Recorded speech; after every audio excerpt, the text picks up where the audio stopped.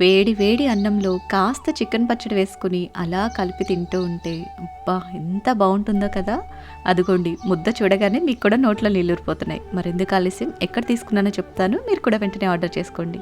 ఇవి నేను tasty foods వాళ్ళ దగ్గర తీసుకున్నాను. ముందుగా వీళ్ళ ప్యాకింగ్ గురించి అయితే చెప్పాలి. మీరే చూస్తున్నారు కదా ఎంత చక్కగా ప్యాక్ చేశారంటే, ఆయిల్ కాదు కదా, కనీసం స్మెల్ కూడా బయటికి రావట్లేదు, అంత నీట్గా ప్యాక్ చేసి పంపించారు.